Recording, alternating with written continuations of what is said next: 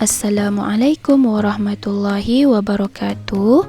Murid-murid sekalian, hari ini kita akan meneruskan pembelajaran subjek akidah kita dengan tajuk yang baru, iaitu sifat wajib bagi Allah. Apakah maksud sifat wajib? Sifat wajib ini adalah sifat yang pasti dimiliki oleh Allah Subhanahu wa Ta'ala. Allah memiliki sifat wajib, mustahil dan jaiz sebagai sifat kesempurnaan baginya. Dalam rukun iman mempunyai 6 perkara dan yang paling pertama iaitu beriman kepada Allah. Maka setiap Muslim wajib mengakui kewujudan Allah dan wajib untuk mengenal Allah. Sifat wajib bagi Allah ada 20. Mari kita bersama-sama nyanyi lagu sifat wajib bagi Allah. Allah wujud qidam baqa mukhalafatu lil hawadisi qiyamuhu binafsihi wahdaniyah qudrat iradat ilmun hayyun sama' basar kalam qadiran muridan aliman hayyan sami'an basiran mutakalliman.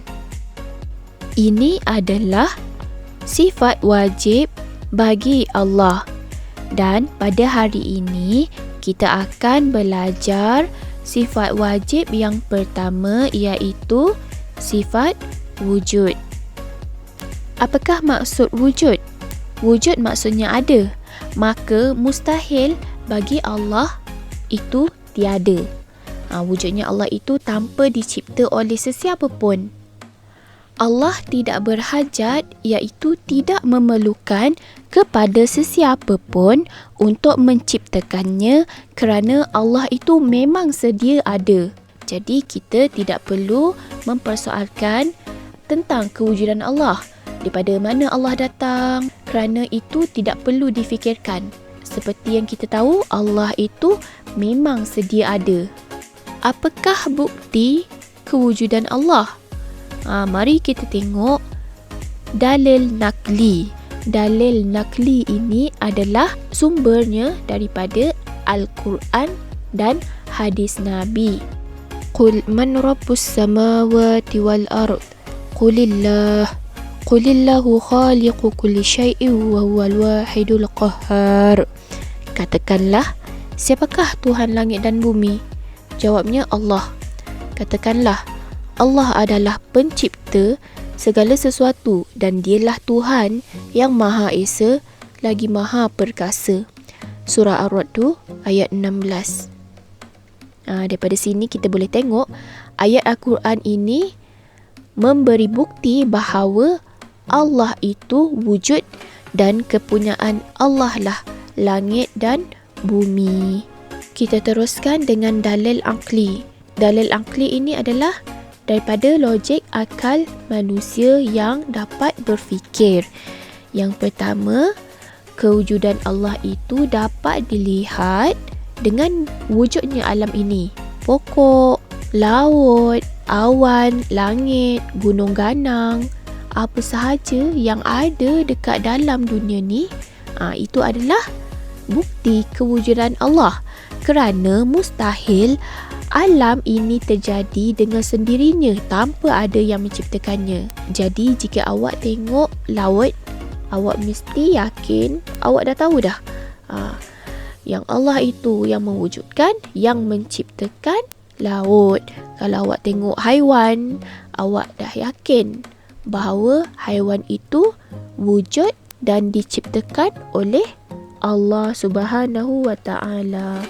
Itulah bukti daripada dalil naqli dan dalil akli. Apakah hukum kita mempercayai sifat wujud? Hukumnya adalah wajib. Barang siapa yang tidak mempercayai bahawa Allah itu wujud, maka dia tergolong dalam golongan orang kafir. Apakah itu kafir? Terkeluar daripada Islam. Kerana apa? Kerana percaya wujudnya Allah itu adalah termasuk dalam rukun iman yang paling pertama sekali yang kita dah sebutkan pada awal-awal tadi. Siapa yang tak percaya bahawa Allah itu wujud, maka dia secara automatik adalah kafir. Kita teruskan dengan kesan mempercayai sifat wujud. Yang pertama, kita mempercayai sifat wujud, kita tak akan merasa ragu dengan ciptaan Allah. Macam saya cakap tadi, bila kita tengok laut, kita dah tahu dah laut itu diciptakan oleh Allah Subhanahu Wa Taala, bukan diciptakan oleh sesiapa pun, bukan dicipta oleh manusia, bukan dicipta oleh teknologi ataupun sains. Itu adalah bukti bahawa Allah itu menciptakan alam ini, sekaligus bukti bahawa Allah itu memang wujud. Yang kedua, kejadian alam ini menunjukkan bahawa Allah sebagai pencipta yang mutlak. Allah ciptakan manusia, Allah ciptakan haiwan, Allah ciptakan tumbuh-tumbuhan, Allah ciptakan segala apa yang ada di dalam dunia ni. Yang ketiga, dengan mempercayai bahawa Allah itu wujud, dengan ini menambahkan lagi keimanan kita sebagai seorang Muslim. Sekian saja pelajaran kita pada hari ini. InsyaAllah kita akan berjumpa lagi pada tajuk yang lain pula.